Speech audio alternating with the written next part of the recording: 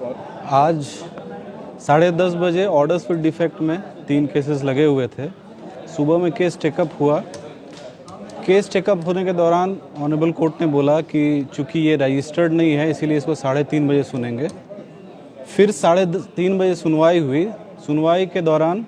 Petitioners के तरफ से श्री इंद्रजीत सिन्हा सर, श्री अमृतांत सर और रिस्पोंडेंट के तरफ से श्री अच्युत केशव सर और इंटरवेनर्स के तरफ से कुमार हर्ष सर, ये लोग अपीयर हुए थे। सुनवाई के दौरान कोर्ट ने सिर्फ एक चीज़ को एम्फेसिस किया था कि इस केस में नेचुरल जस्टिस का वायलेशन हुआ है, नेचुरल जस्टिस का पालन नहीं हुआ है और जो नोटिफिकेशन सरकार ने जारी किया है जिसमें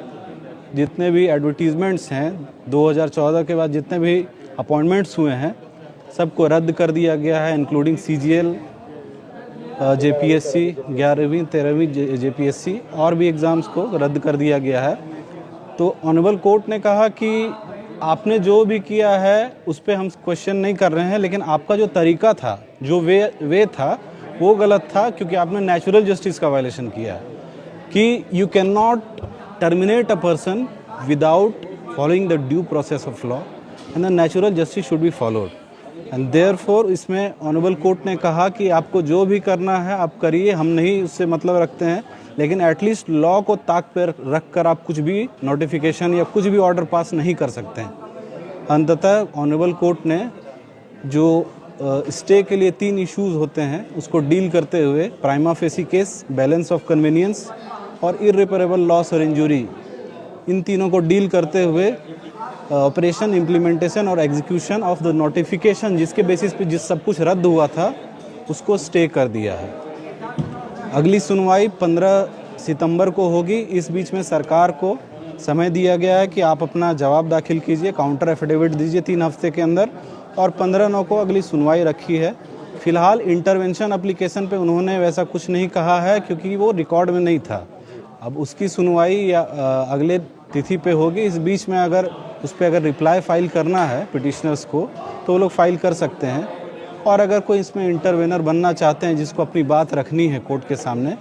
कि इसमें उनके साथ गलत हुआ है या फिर अपॉइंटमेंट से रिलेटेड कुछ ऐसा कुछ हुआ है जिसमें उनका भी राइट अफेक्ट हुआ है तो वो लोग इंटरवेंशन फाइल कर सकते हैं। साथ साथ इसमें एक चीज़ और है कि जितने सीट्स हैं उसमें 40%, 50%, 60% हो सकता है कि इसमें इस तरह के मैल प्रैक्टिसेस हुए हों, तो उस पर ऑनरेबल कोर्ट ने कहा है कि उस मैल प्रैक्टिसेस में जो भी इन्वेस्टिगेशन आएगा, रिपोर्ट आएगा, उससे finally subject to the outcome प्रभावित होगा केस। लेकिन इसमें ऐसा कुछ नहीं हुआ है, किसी पे स्पेसिफिक एलिगेशन लगाने से किसी का गिल्ट साबित नहीं होता है। तो जब तक गिल्ट नहीं साबित हो जाए तब तक किसी को उसके बिना गलती के नो फॉल्ट लायबिलिटी पे बेसिस पे उसको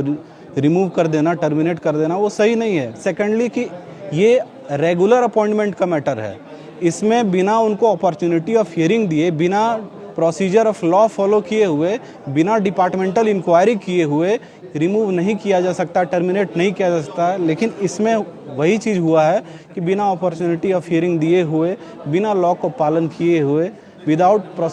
following the basic principle of law and procedures of law,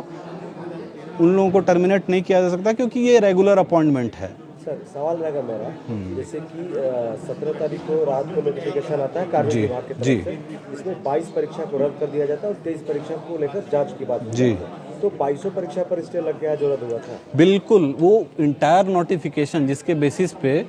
सारे एग्जाम्स को रद्द किया गया, उस नोटिफिकेशन पे के एग्जीक्यूशन, ऑपरेशन और इम्प्लीमेंटेशन पर ही रोक लगा दिया गया। जो जैसे CGL के कर्मचारी हैं जी, 11th 13 JPSC के जो अधिकारी हैं जी, सब लोग प्रोटेक्ट हो गए हैं और डायरेक्शन भी दिया गया है कि वो लोग कंटिन्यू वर्क करेंगे। और दूसरी बात है कि जब पूरी की पूरी तरह से नोटिफिकेशन ही ये स्टे हो गई है तो उस परिस्थिति में जो राइट इन रेम मतलब सब के लिए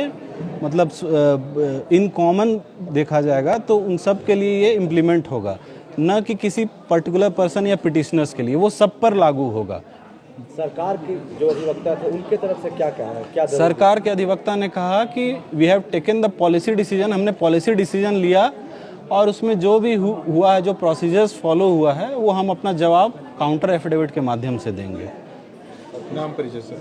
मेरा नाम अनुज कुमार त्रिवेदी हुआ, मैं अधिवक्ता हूँ हाईकोर्ट में ही, यहीं झारखंड हाईकोर्ट में ही।